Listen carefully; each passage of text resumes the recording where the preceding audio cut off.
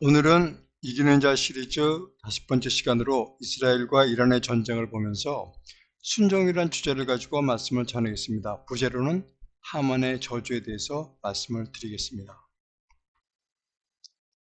2013년 10월 초박전에 맞춰 열린 음악축제 하마스가 무장대원들을 동원해서 낙하산을 타고 난입해 민간인들을 무차별로 살해하고 납치하면서부터 이스라엘과 하마스 전쟁이 시작됐죠.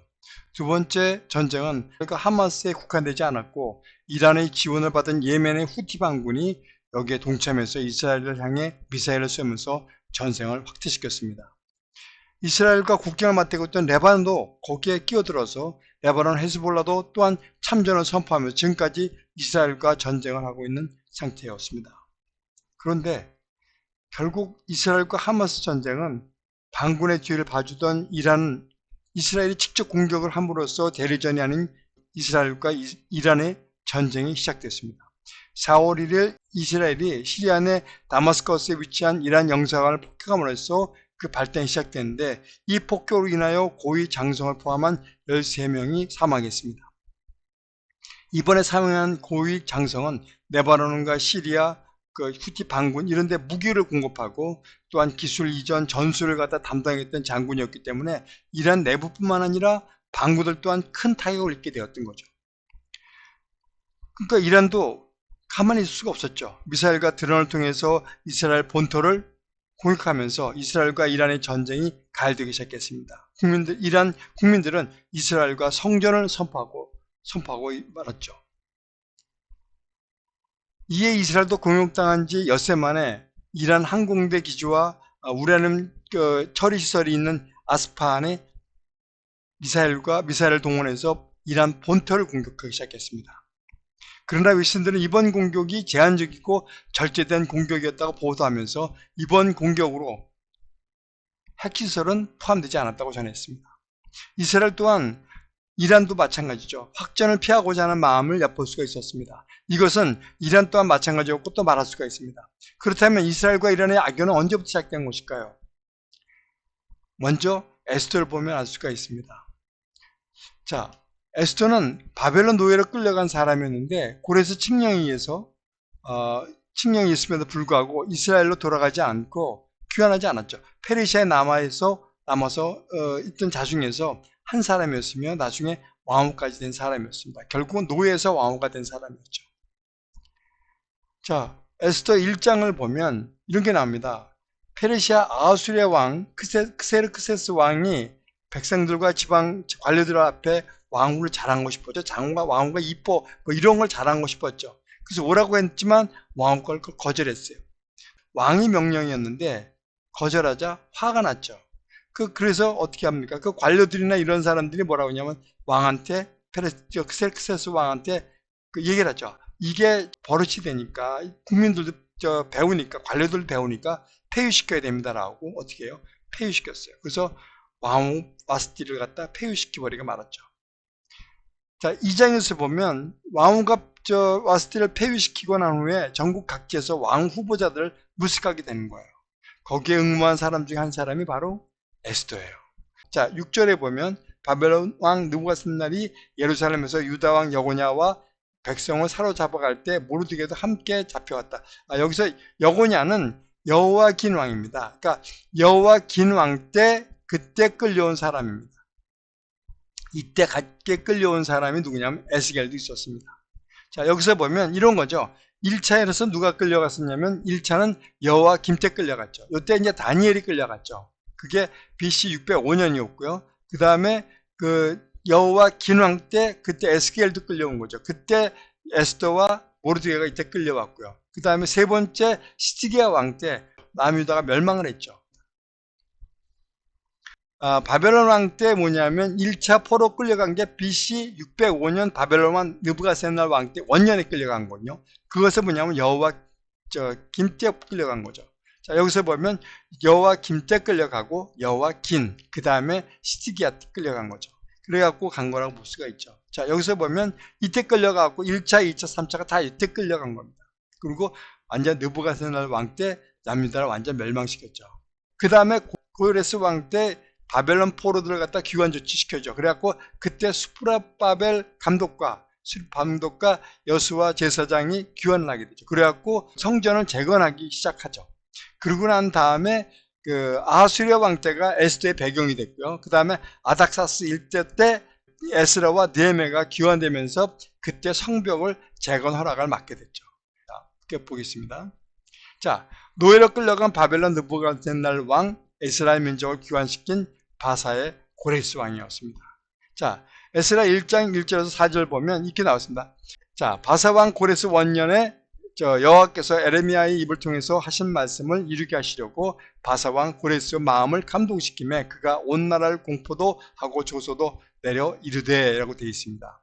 여기서 보면 에레미야의 그 예언이 뭐냐면 바벨론에서 70년이 지난 후에 너희를 이곳으로 다시 돌아오게 하겠다라는 게 바로 이런 예언이라는 얘기죠.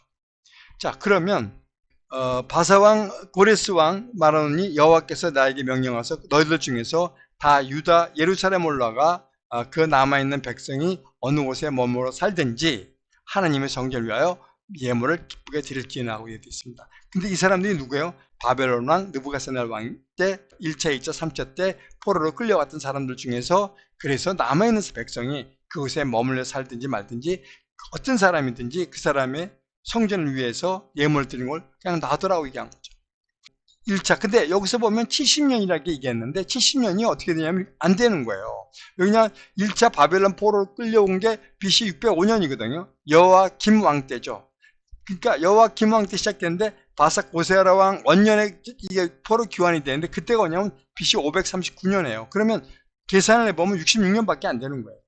근데 1차 포로 귀환 때 그 스룹바벨 총독과 예수와 제사장이 성전을 재건하기 시작한 게 BC 535년이 되게 된 거예요. 그러니까 성전을 건축하기 시작한 그 해가 BC 535년을 계산하면 딱 70년이 나와요.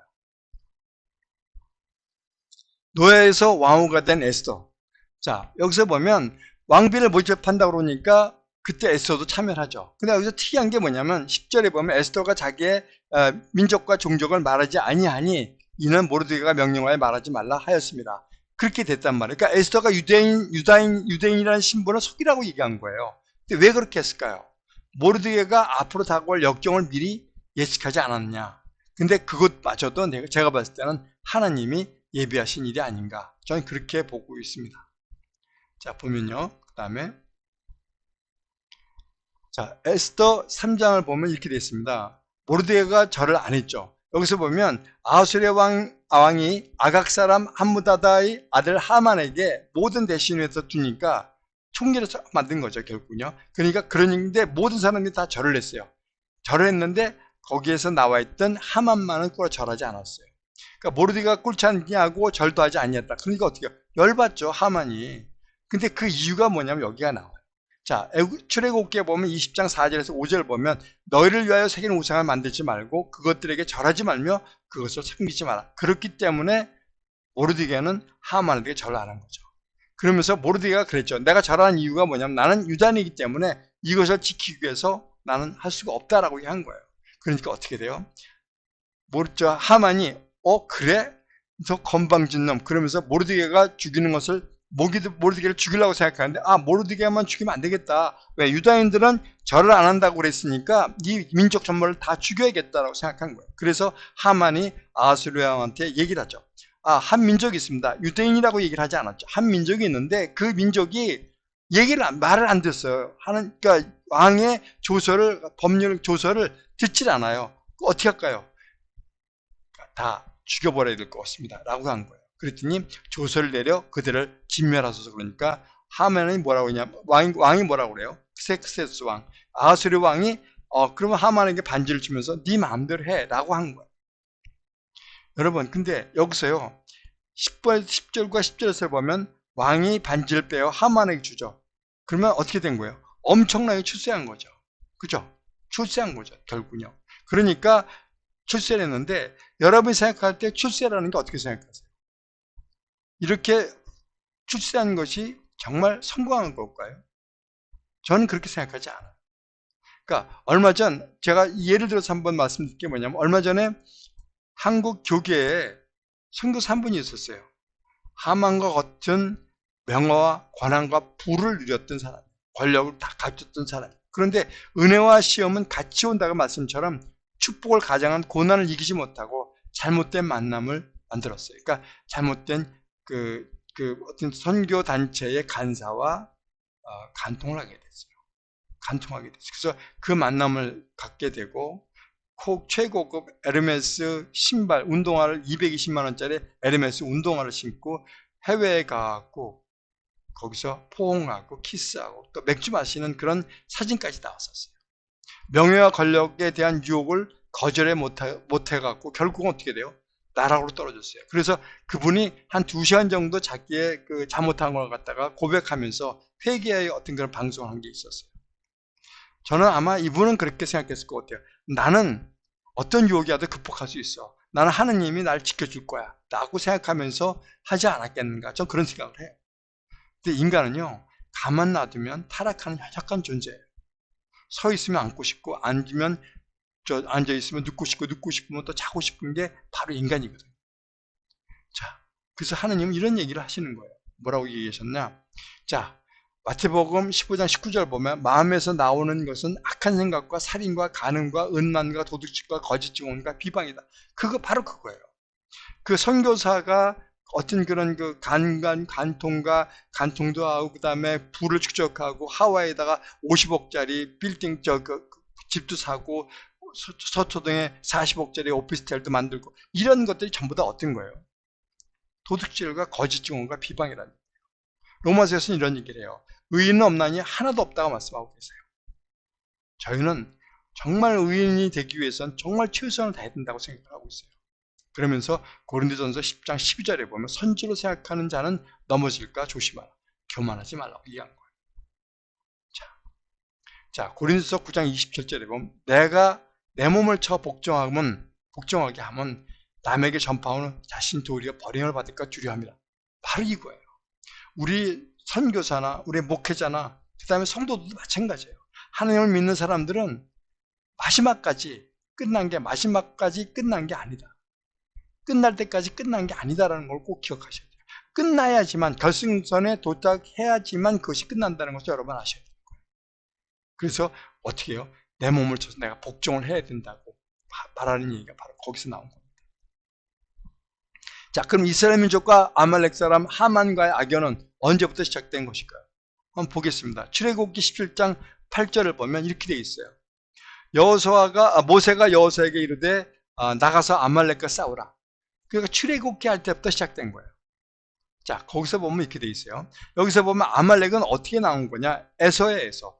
야곱의 형인 에서죠. 에서에는 두 사람의 그 가나안 여자가 있었어요. 한 사람은 헷 족속, 하나는 히위 족속이에요. 히위 족속의 아다와의 아들이 뭐냐면 엘리바스예요. 엘리바스의 처가 있었는데 그 첩 외임하고 그 처가 있었는데 처는 이름이 안 나왔고요. 그 첩이 딥나라고 나와요. 성경에는 첩 딥나라고 얘기하면서 그 딥나 사이에서 나온 게 아말렉이라고 얘기가 나와요. 바로 뭐냐면 이런 어떻게 보면 그 이삭이 가나안 여인과 결혼하지 말라고 야곱한테 그 하만을 떠날 때 꼭 그 얘기를 갈 때 꼭 그런 얘기를 해요. 너는 가나안 여자와 결혼하지 말라. 그렇게 하니까 어떻게 해요? 그걸 듣고 에서가 이스마엘의 딸인 바스맛과 결혼을 해갖고 낳죠. 낳은 게 결국은 누구냐면 르우엘이에요. 그 르우엘이 낳은 것이 나앗, 세라, 그 다음에 삼마, 미사죠. 자, 이렇게 되는 거예요. 그래서 거기서 보면 아말렉과의 인연은 벌써 여기서부터 시작되기 시작한 거예요. 여기서부터 시작돼요. 여호수아가 아말렉 쳐서 무찌른다. 여기서 여호수아가 아말렉을 무찌르죠. 자, 근데 이게 중요한 게 뭐냐면 여기에요. 중요한 게 뭐냐면 내가 아말렉을 없이 하여 천하에서 기억도 못하게 하리라고 얘기한 거예요. 자, 여기서 보면 이게 나온 게 있습니다. 자, 볼게요. 여기서 보면 이렇게 나와요. 그 신명기에 보면 25장 17절을 보면 이렇게 됐습니다. 너희가 애굽에서 나오는 길에 아말렉이 내게 행한 일을 기억하라. 내가 피곤할 때 내 뒤에 떨어진 약한 자들 쳤고 하느님을 두려워하지 아니하였다고 얘기했어요. 결국은 뭐냐면 여기 그 물이 없다고 얘기하고 르비딤에서요, 마실 물이 없다고 백성들이 막 모세한테 뭐라고 얘기했죠. 그때 원망하고 나올 때 무리바에서 물을 마시게 했어요. 호렙산 무리바에서 물을 마시게 하고 난 다음에, 그러고 난 다음에 아말렉을 만나게 돼요. 그러니까 그때 저 뒤에 있는 사람들이 뭐냐면 힘들고 어려운 사람들이에요. 그러니까 아프고 그런 사람들 갖다 어떻게 해요? 그 사람들을 갖다 뒤에서부터 치기 시작한 거예요. 그러니까 아주 뭐랄까요? 참 못된 사람들이죠. 그죠? 비열한 사람들이죠. 그죠? 아말렉 족속은 출애굽 직후 피곤해 지쳐 떨어진 약한 자들을 갖다가 쳤고 근본적으로 하나님을 두려워하지 않았다고 얘기를 하는 거예요. 그래서 나온 게 뭐냐면 19절에 뭐라고 나오냐면 이렇게 나와요. 여호와께서 내게 기업으로 주어 차지하게 하신 땅에서 적군으로부터 내게 안식을 주실 때 너희는 천하의 아말렉에 대한 기억을 지워버리고 너는 잊지 말라. 지워버리라. 그리고 너는 잊지 말라고 얘기합니다. 무슨 얘기예요? 아말렉을요, 쳐서 없애서 모조리 죽여 흔적도 없이 남지 않게 만들어서 모든 사람이 기억하지 못하게 만들어라고 얘기한 거예요. 그렇게 명령하신 거예요. 그러면서 16절에 뭐라고 얘기하세요? 여호와께서 맹세하시기를 아말렉과 더불어 대대로 싸우리라 하셨다. 그러니까 이 악연이 계속 이어진다고 말씀을 하신 거예요. 자, 사무엘상 이것을 또 어떻게 이어지냐면 사무엘상 15장에 보면 사울왕이 이어지면서 다시 소생하기 시작해요.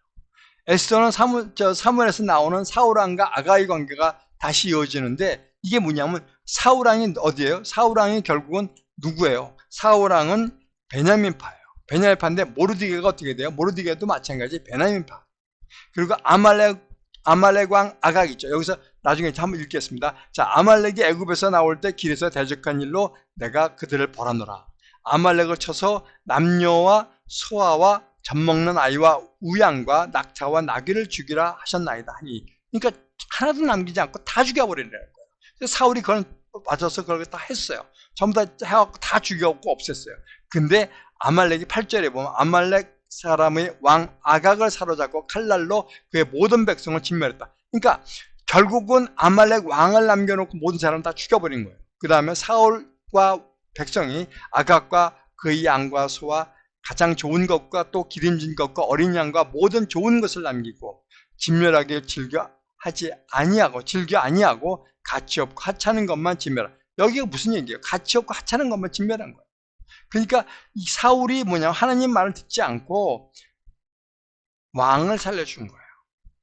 자, 그래서 이 아각은 어떻게 누가 죽여요? 아각은 사물이 데리고 나와라. 아각만 데리고 와라. 그래갖고 길갈에서 여호와 앞에서 아각을 죽여버려요. 그렇지 않았으면 어떻게 돼요? 아각은 계속 살아남을 수 있다는 거죠. 자, 그런데 그게 뭐냐면 사울왕과 아각은 어떻게 돼요? 사울왕은 베냐민파, 모르게는 베냐민파죠. 그 다음에 아각은 뭐예요? 아각 사람이라고 했어요. 아각 사람 하만이라고 얘기했거든요. 그래서 아각을 살려둠으로 해서 아각의 직계 우선인 하만을 전속시킬 수 있게 만든 거예요. 다시 말해서 하나님의 말씀보다 자신의 생각이 더 중요하게 했던 것이 누구예요? 바로 사울이라는 얘기죠. 사울왕이었어요. 에스더 4장을 보면 이렇게 나와요. 자, 본문으로 돌아서 한번 보면 이거예요. 모르드가 가만히 있을 수가 없었죠.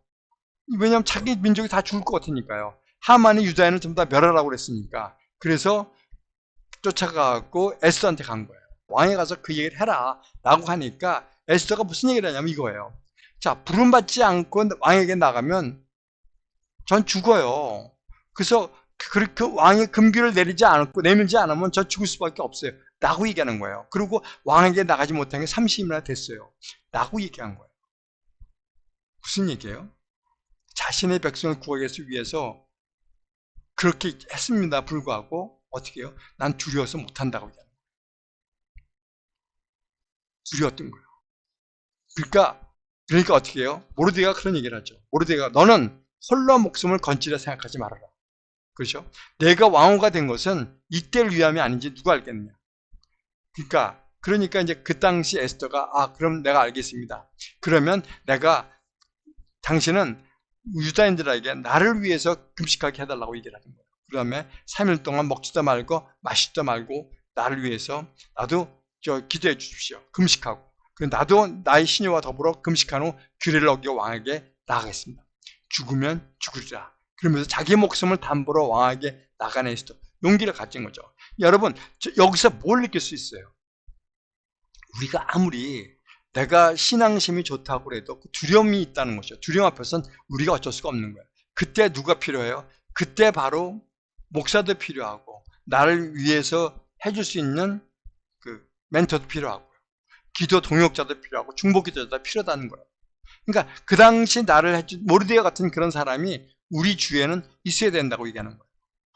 그래서 우리 믿는 사람은 이런 용기와 담대함을 해줄 수 있는, 용기를 북돋을 수 있는 멘토가 필요하다고 꼭 저는 그렇게 생각이 듭니다. 자, 에스더 5장을 보면 그렇게 돼요. 왕후 에스더가 왕 앞에 간 거예요. 그러니까 딱 가서 에스더가 송곳을 보고 왕이 너무너무 사랑스러운 걸 보고서 금귀를 그에게 내미는 거예요. 그래서 그 금귀를 만지니까 왕이 그래요. 네 소원이 뭐냐? 네가 소원, 내가 네 나라 절반을 줄 수 있는 그런 내가 마음이 있어. 내가 널 사랑해. 라고 생각하는 거예요. 그러면서 그때 에스더가 얘기를 하죠. 내가 왕을 위해서 반치를 베풀 테니까 하만과 함께 오십시오라고 얘기하는 거예요. 그러니까 하만이 어떤 사람인지라는 걸 내가 얘기하겠다고 생각한 거죠. 자, 7장에 가면 이렇게 나와요. 자, 왕한테 그런 얘기를 해요. 에스더 저는 그 당시 자기가 자기 신앙 자기 고백을 하는 거죠. 나는 유대인입니다. 그래서 포로 출신이고 근데 자신과 자신 민족을 죽이려고 하는 사람이 있습니까? 그게 누구야? 내가 가만두지 않을 거야. 딱 그렇게 얘기한 거죠. 그 사람이 누구냐? 바로 하만입니다. 얘기하는 거예요. 그랬더니 화가 나는 거죠. 야, 네가 감히 총리 주제에 내 그 왕후를 죽이려고 그래? 화가 나는 거죠. 그러니까 어떻게 해요? 왕이 화가 나고 딱 돌아가는 거죠. 그러면서 저 가만두지 않겠다고 생각하는 거예요. 그래서 여기서 보니까 하만이 모르드게를 달고자 하다가 결국은 어떻게 해요? 자기가 도리어 그 나무에 달려버리고 만 거예요. 왕이 이르되 하만은 그 나무에 달리게 하며 모르드게를 매달려고 한 그 나무에 하만을 다니 왕이 녹아 그치더라고 되어 있습니다. 자, 여기서 보면 시편에서 이런 얘기가 나와요. 제가 만든 함정에 빠졌다. 그가 웅덩이를 파 만들며 제가 만든 함정에 빠졌다. 그게 누구예요? 하만이죠. 자, 신명기에서는 이런 얘기가, 신명기 32장 35절에 보면 그런 얘기가 나와요. 그들이 시족할 그때 내가 보복하리라. 그들의 환난 날에 가까우니 그들에게 닥칠 그 일이 속히 오리라고 얘기하신 거예요. 자, 또 시편 145편은 무슨 얘기가 나왔냐면 자기를 사랑한 자들을 다 보호하시고 악인들을 다 멸하시리로다 이렇게 얘기하고 있어요. 그러니까 우리는 어떻게 해요? 믿는 하나님을 위해서 최선을 다하고 그런 수밖에 없다는 얘기. 그걸 꼭 기억하시기 바랍니다. 자, 에스더 8장에 보면 이런 얘기가 나와요. 자, 중요한 건 이거예요. 아하수르 왕이 하만의 집에 딱 가서 에스더를 갖다 주죠. 그 다음에 모르드게를 총리를 만들어요. 바로 그 하만의 자리에 앉히죠. 그 다음에 에스더가 하만의 유다인을 해하려 한 악한 깨를 제거하기 위해서 막 얘기하니까. 그러니까 결국은 뭐냐면요. 결국은 용기가 있어야 되는 거예요. 그 다음에 진실이 있어야만 되는 거예요. 그래야지만 사람들을 움직일 수 있다는 것을 우리가 알 수가 있는 거예요. 자, 그러니까 하만이 유다인을 해하고 한 그 악한 깨를 갖다 제가 그 조서를 내렸으니까 그거 갖다 없애주십시오라고 얘기하니까 왕이 어떻게 해야 돼요? 조서를 네 뜻대로 해라. 그리고 똑같이 하만처럼 모르드게에게 반지를 주고 조서는 네가 알아서 하게끔 네가 알아서 해라고 한 거예요. 그래갖고 다 모든 각 읍에다가 모든 걸 뿌렸죠. 그러니까 유다인이 그러고 나니까 유다인이 즐기고 기뻐하여 잔치를 베푸고 그날을 명절로 삼아 만드는 거죠. 그래갖고 자, 근데 본토 백성이 유다인을 두려워하여 유다인이 되는 자가 많다라고 되어 있어요. 저는 여기서 뭘 느꼈냐면 우리가 전도를 하려고 할 때 예를 들어서 뭐 거지처럼 깃발 들고 예수를 믿어라 뭐 이런 거 많지 않아요. 전도하려면요. 결국은 뭐냐면 힘이 있고 용기가 있어야 된다고 생각하는 거예요. 힘이 있게 멋있게 해야지만 유다인이 전도가 되는 거지 우리가 그냥 거지처럼 다 모든 걸 내려놓고 그렇게 하는 건 전 개인적으로는 사실 좀 반대하는 사람. 그래서 이렇게 만들어진 게 결국 불임절이거든요. 불임절을 갖다가 만들어진 거죠. 자, 그러면 여기서 이거 하는 게 뭔가? 그러니까 이스라엘과 그럼 이란 게 싸우게 된 것이 그럼 과연 뭔가? 한번 보는 거예요. 자, 왜 그렇게 싸우게 됐을까? 한번 보는 거죠. 자, 그러면 이거예요. 여기서 보면 이렇게 나오게 됐어요. 자, 이스라엘 갖다 모든 사람을 갖다가 지금 공격을 하고 있죠. 그게 누가 배후에 누가 있어요? 바로 여기 이란이 배후에 있다는 얘기예요. 그리고 그 뒤에는 러시아와 중국과 북한이 있어요. 왜 북한과 중국을 얘기하냐면 중국은 이란의 맹주를 만들기 위해서 이란과 사우디의 어떤 그런 평화협정을 깨기 위해서 중국에서 그걸 갖다가 해방을 넣었죠. 그 반발로 일어난 게 결국은 뭐예요? 이 전쟁이라고 보고 있는 거예요. 평화협정을 반대하는 국가인데 그것이 바로 이란과 중국과 그 다음에 그 뒤에 러시아와 북한이죠. 북한은 어떻게 됐어요? 북한에다가 이스라엘 갖다가 그 원자폭탄을 판매하지 않았겠는가 그런 의심을 받고 있는 게 나라가 이거예요. 그 다음에 거기에 그 원자폭탄 만들 수 있는 그 기술을 전수한 게 결국은 북한이 아닌가. 그렇게 그걸 보고 있는 거예요. 그래서 성도 여러분, 이거 보면서 느낀 게 뭐예요? 자, 하만이 인사를 안해서 모르드게가 죽이러 가지 않고 이스라엘 백성 모두가 죽이러 간 것과 같이 지금 이란이 어떻게 해요? 이 시리아와 그 다음에 레바논, 그 다음에 하마스, 그 다음에 예멘을 해갖고 어떻게 해요? 이스라엘을 죽이려고 그러는 거예요. 그게 지금 하만의 저주가 지금 이란에 나와있지 않겠냐. 근데 그러면 제가 그러면 하만과 이란과 무슨 관계가 있느냐. 한번 그거에 대해서 한번 얘기해 볼까요? 자, 한번 보겠습니다. 자, 관계가 좋았던 이스라엘과 이란. 자, 다니엘서 8장 2절에 보면 이런 게 나와요. 뭐가 나오냐면 내가 환상을 보았는데 내 몸은 엘람 지방 수산성에 있었고 그렇게 얘기가 나와요. 그러면 과거에 그 이스라엘과 성경에서 어떻게 나왔느냐? 다니엘이 꿈을 꿨는데 그 다음에 그게 바벨론에 있을 때 그때 내 몸은 엘람 지금의 이란이죠. 이란 지방에 수산성이 있었다고 얘기하는 거예요. 그러니까 고레스 왕 때도 자기가 거기서 총리를 했다라는 것을 우리가 알 수가 있는 거예요. 그 다음에 우리가 오순절 성령 강림할 때 그때 누가 있냐면 메데인과 엘라민도 거기 있었다라고 얘기가 나온 거예요. 메소포타미아, 유대, 갑바도기아, 본도와 아시아, 애굽과 구레네, 그 다음에 리비아, 로마에서 온 아가레까지 다 있었다. 거기에 포함된 게 누구예요? 엘라민이 있었다라고 얘기하는 거예요. 이란이죠. 자, 그러면 이란이라는 것이 언제부터 나왔냐? 이란은 어떻게 되냐면 여기서 볼게요. 자, 노아가 아들이 셋이 셈, 함, 야벳이 있었는데 야벳의 아들은 고멜, 마곡, 마데, 야완, 그 다음에 두발, 메섹과 디라스요. 그 다음에 함의 아들은 구스와 미스라임, 붓과 가나안이요. 셈은 에벨과 온 자손의 조상이요. 야벳의 형이라. 그것에게 자녀가 출생하였으니 셈의 아들은 엘람과 그 다음에 아수르와 아르박삭과 룻과 아람이요. 이것을 우리가 도표를 한번 쭉 보면 이거예요. 구스 안에 누구예요? 스바와 그 다음에 니므롯, 그 다음에 나하마에서 스바와 드단이 있었고요. 그 다음에 미스라임에서 루빈, 아란님, 그 다음에 이렇게 쭉 이런 게 나와 있고, 가나안에서 누가 있냐면 시돈, 헷, 여부스, 아모리족 속, 히비족 속, 블레셋, 가슬 루힘에서 누가 나오냐면 블레셋이 나와요. 자, 이런 걸 보면서 뭘 느낄 수 있냐? 한번 우리가 느껴야만 되는 거야. 근데 셈의 아들이 누구냐? 엘람과 아수르와 아르박사, 룻, 아람이 있었던 거야. 아람의 엘리사, 달시스, 끼김, 도다님이 나왔고요. 그 다음에 야벳에서 뭐냐면 고멜, 야곡, 마곡, 그 다음에 두발, 메섹, 달시스 이렇게 나와 있다는 얘기죠. 자, 여기서 보면 도갈마도 나와 있고요. 그러니까 고멜의 밑에서 아스크나스와 라밧과 도갈마가 나왔어요. 도갈마가 지금 어디냐면 튜르케죠. 튜르케. 그 다음에 엘리사, 달시스, 기김, 도다님이 나오는 거죠. 야완에서. 그 다음에 이게 뭐냐면 이게 엘람은 이란이라고 말씀드렸죠. 아수르가 지금 이라크죠. 아수르가. 그 다음에 아르박사시 그 밑에서 나온 게 누구였냐면 전부 다 예수님이 거기서 나오고. 거기서 누가 나와요? 유다, 야곱, 이사, 아브라함 모든 게 다 나와 있죠. 다윗도 나와. 그 다음에 야곱의 아들 요셉 그러고 나서 예수 그리스도가 태어난 거예요.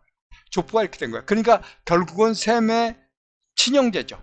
아르박삭과 엘람은 친형제간이 되는 거죠. 이란과 이스라엘이 친형제간이라고 얘기할 수가 있는 거예요. 그것이 어떻게 되냐면 바로 이거예요. 바로 뭐냐면 자, 여기서 보면 이렇게 한번 보는 거예요. 자, 여기서 이걸 보면 어떻게 나와 있어요? 요거는 뭐냐면 함의 자식이죠. 함의 관계죠. 그 다음에 이 아프리카 쪽이죠. 그 다음에 여기서부터 여기는 어떨까? 이스라엘서부터 시작해서 여기까지는 뭐냐면 셈의 자식 후손들이에요. 그 다음에 요 위쪽은 누구예요? 요 위쪽은 야벳의 후손이라는 얘기죠. 자, 여기 에스겔 38장 2절에 보면 여기서 이렇게 나와요. 인자야 너는 마곡정에 있는 로스와 메섹과 두발왕 곧 고객에서 고객에게로 얼굴을 향하고 그에게 예언하여, 그 다음에 5절에 보면 그들과 함께 한 방패와 투구를 갖춘 바사와 구스와 붓과 고멜과 또 그 모든 때와 북쪽 끝에 도갈마 족속과 그 모든 때 곧 많은 백성의 무리를 너와 함께 끌어내리라고 되어 있어요. 여기서 뭐예요? 구스, 붓, 리비아, 에디오피아라고 얘기하는 거죠. 그 다음에 여기서 그 다음에 나온 게 뭐냐면 여기서 나오는 게 마곡장이에요. 마곡장이 러시아죠. 마곡장에 있는 메색과 두발이라고 얘기했어요. 자, 두볼은 어떻게 했냐면 토볼스크의 어원이라고 됐고요. 그 다음에 메색은 뭐냐면 모스크바의 어원이 됐고, 그 다음에 이게 나오는 거죠. 그 다음에 로스가 나오는 거죠. 그 다음에 로스는 뭐냐면 러시아의 어원이라고 얘기하는 거예요. 그러니까 이게 여기 뭐냐면 로스, 마곡장인 로스, 메색, 두발, 이게 전부 다 뭐냐면 여기 나와 있는 거죠. 이쪽에, 그러니까 러시아 쪽이라고 얘기하는 거죠. 그게 그 다음에 어떻게 해요? 그들과 함께 바사가 누구냐면 바사와 이게 이란이죠. 이란. 바사와 구스와 붓, 에디오피아와 리비아와 함께, 그 다음에 이 고멜이 루마니아인데, 이쪽 루마니아를 갖다가 이 서유럽에 있는 뭐 독일이라고 얘기하는 사람들도 있어요. 고멜과 도갈마 족속, 여기만 튀르키예죠. 이 사람들이 내려온다고 얘기하는 거예요. 그 다음에 에스겔 38장 13절에 보면 또 이게 나와요. 스바와 드단과 다시스의 상인과 그 부자들이 내게 이르기를 내가 탈취하러 왔느냐, 내가 무리를 모아 노력하고자 하느냐고 되어 있어요. 그러니까 여기 어디야? 드단은 사우디고요. 스바는 예멘이라고 얘기해요. 그래서 예멘을 갖다가 뭐냐면 스바의 여왕이 나오죠. 오는 거죠. 이스라엘이 그렇게 이게 나온 거고, 그 다음에 다시스는 스페인이죠. 이런 사람들이 결국은 이스라엘을 갖다 침략하기 위해서 나온다고 얘기를 하는 거예요. 자, 여기서 보면 이거죠. 근데 지금 문제가 이거예요. 이스라엘과 바사, 엘람과 엘르박사는 친형제가 아니죠. 근데 그럼에도 불구하고 아주 원수지가 아니죠. 근데 드단은 뭐예요? 드단은 사우디 같은 경우는 이게 형제가 틀려요. 이 함의 아들이거든요. 함의 아들인데도 불구하고 이스라엘과 평화협정을 얻으려고. 그러니까 이게 아이러니라고 생각하는 거예요. 자, 여기서 보면 바이블 프로페시먼 닷컴에서 나와요. 그러니까 예언자닷컴에서 보면 뭐라고 나냐면 또 요르단은 또 에돔, 모압, 암몬 그렇게 나오고요. 그다음에 여기 나오는 게 또 이렇게 나오죠. 여기 시편에서 보면 에돔의 장막이 이스마엘인 모압과 하갈이니요, 그발과 암몬과 아멜렉이며 블레셋과 두로 사람이라고 되어 있어요. 그러니까 여기서 보면 또 다르게 나오는 거예요. 그러니까 저희가 이 갖고 온 게 참고로 한번 보시라고 얘기한 거예요. 그래서 바사와 구스와 붓과 고멜과 도갈마, 여기서 보면 고멜을 갖다가 뭐냐면 독일로 보고 있거든요. 여기는 또 그렇게 또 보고 있어요. 그 다음에 여기 뭐 이스마엘은 사우디아라비아라고. 그러니까 아까 스단 그렇게 얘기하는데 거기 또 틀리게 얘기하고 있죠. 그러니까 그런 걸 보면 이게 각자 다 틀리게 얘기하는데 어느 곳이 맞는 것이 여러분 보고 참고로 그냥 보시라고 이렇게 갖다 놓은 거예요. 제가 보니까요. 자, 여기서 보면 이거예요. 이게 뭐냐면 이 파란색이 뭐냐면 순위파예요. 파란색은 순위파예요. 그 다음에 여기 빨갛게 나와 있는 것이 이게 주홍색이 뭐냐면 시아파예요. 그러니까 시아파는 뭐냐면 여기서 쭉 해서 이렇게 보면 여기까지가 뭐냐면 함의 자손이거든요. 함의 자손. 근데 여기서부터 이스라엘을 포함해서 쭉 나온 게 여기서부터 쭉 가는 게 여기가 뭐냐면 저게 나오는 거죠. 셈의 자손들이거든요. 그런데 서로 싸우고 있다는 얘기예요. 자, 근데 순위파와 시아파를 믿는 사람이 지도인데 그 순위파가 어떤 사람은 전 세계 무슬림의 19억 명인데요. 80에서 90%를 갖다 차지하고 있어요. 그러니까 맹주 누구냐면 사우디아라비아예요. 근데 시아파와 다른 것은 갈리프로 선출하는데 갈리프라는 게 다른 게 아니에요. 종교 지도자며 정치 지도자죠. 종교 지도자를 갖다 뽑는데 중요한 게 뭐냐면 시아파는 그러니까 순위파는 그런 게 없어요. 순위파는 뭐냐면 다수결로 투표를 해갖고 만들어요. 공동체가 다수결로 해서 뽑아요. 그게 순위파예요. 근데 모든 칼리프를 갖다가 다 인정을 하는 거예요. 여태까지 나와서 이스마엘에서부터 나왔던 사람들, 거기서 나온 사람 모든 사람을 갖다 다 해요. 무함마드 밑에서 2대, 3대, 4대까지 다 했던 사람은 다 해요. 근데 여기 그 시아파는 어떻게 되냐면, 시아파는 전 세계 무슬림의 10 내지 20%밖에 안 돼요. 근데 그 맹주는 누가요? 이란이에요. 근데 대부분 신자들이 이슬람의 발원지인 중동 국가에 있어요. 중동 국가. 그러니까 뭐예요? 정통성을 갖고 있는 거예요. 그래서 순위파보다 소수지만 영향이 커요. 근데 칼리프를 선출하는데 무함마드 핏줄 중에서 사촌끼리, 그러니까 4대가 사촌이 그 무함마드가 됐거든요. 사촌끼리 협적만 그 안에서만 지도자가 될 수 있다라고 얘기하는 거예요. 그래서 그걸 고수하면서 자신의 정당성을 주장하죠. 그래서 과거의 영광을 재현해 통치가, 그래서 이란과 이라크가 과거의 그 영광을 갖다 재현하기 위해서 그 여러 가지 얘기를 해요. 이 팔레비 왕이 있었는데, 팔레비 왕은 뭐라고 얘기했냐면, 그 팔레비 왕을 추출해갖고 나온 게 바로 호메니인데, 호메니가 뭐냐면 그러니까 무함마드의 그 정통성, 그러니까 사촌까지 정통성을 갖고 있는 사람 중 한 사람. 근데 이 이란에서 나온 게 뭐예요? 팔레비 왕조 때 이런 얘기를 했어요. 고레스 왕 2500년을 기념하는 축제를 내렸어요. 고레스 왕.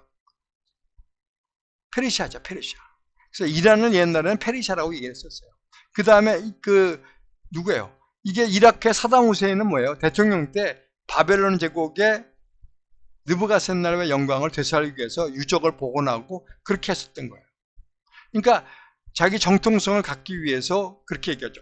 여기서 나오는 것은 이 이란은 시아파고요. 사담 후세인은 뭐냐면 순위파였어요.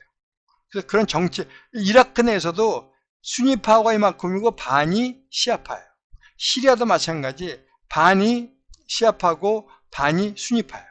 그래서 그런 갈등에서 많이 싸움을 많이 하고 있는 거예요. 자, 근데 중요한 게 뭐냐면, 관계 좋았던 이란 이스라엘 관계가 아까도 말씀드렸지만 1979년 이슬람 혁명을 이루고 이란 혁명을 통해서 틀어지기 시작했어요. 그 전까지는 너무너무 편했죠. 너무너무 그 관계가 좋았던 거예요. 이스라엘 건국하자마자 2년 후에 첫 번째, 두 번째에 누가 얘기했냐면, 건국하자마자 튀르키예가 1950년에 건국 승인했던 사람이에요. 그 다음에 나온 게, 그 다음에 팔레비 왕조가 이제 정권을 찬탈을 하죠. 하면서부터 계속 있다가 그 반대파로 인해서 팔레비 왕조가 쫓겨가요.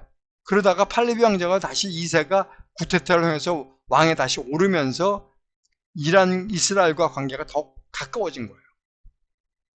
근데 3차 중동전쟁 이후에는요, 상당 부분 이란으로부터 석유를 들여왔었어요. 그 정도로 가까웠던 사람들. 그때 전쟁에서는 이란과 이스라엘은 싸우지 않았어요. 포함되지 않았어요. 자, 그러면서 정말 친했던 사람들이거든요. 근데 여기에 누가 왔어요? 호메니라는 사람이 오면서, 그러면서 어떻게 해요? 이슬람을 과격한 이슬람 근본주의 세력이 이란 정권을 거머쥐면서 상황은 급변해져요. 그래서 팔레비 왕조를 갖다가 추출해버리고요. 그 다음에 그 호메니라는 그 근본주의자들이 이스라엘은 이슬람의 적이다. 그래갖고 위대한 사탄, 미국에 기생하는 작은 사탄을 갖다가 이스라엘은 전부 다 뭐예요? 전부 다 없애야 된다. 전절해야 된다. 그러면서 그때부터 자살 폭탄 테러가 시작하고 지하다라는 게 생겨나기 시작한 거예요. 그래서 이슬람 혁명 후에 틀어진 이란과 이스라엘 관계가 있었다고 얘기하는 거예요. 라이시 이란 대통령이 이스라엘에게 경고하는 거죠. 너 다시 공격했다면 가만두지 않을 거야 라고 얘기하는 거예요.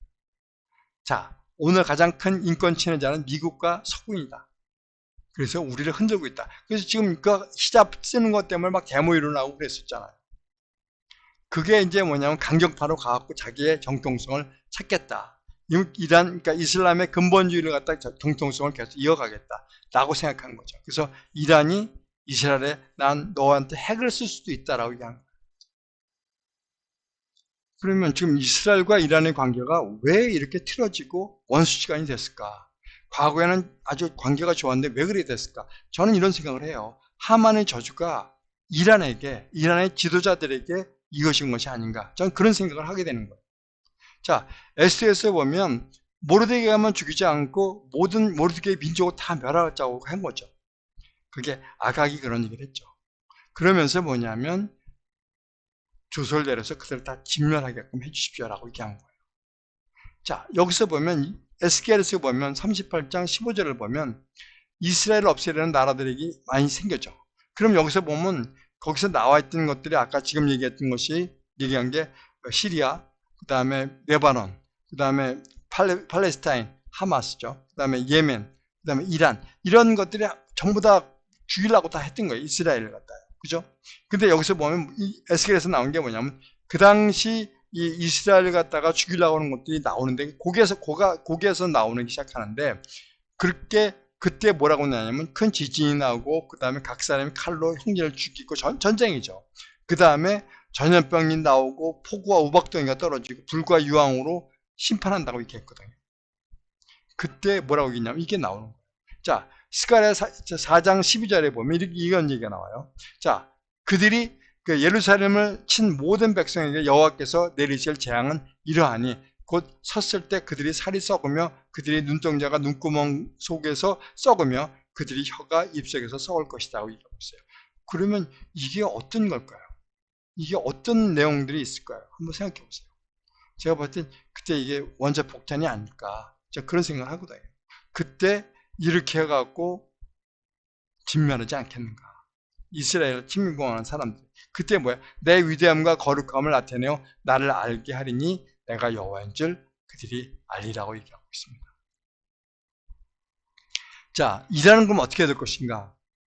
자, 예레미야에서 이런 예언이 나와요. 자, 만군의 여호와가 이같이 말하노라. 보라, 내가 엘람의 힘에 으뜸가는 활을 꺾을 것이요.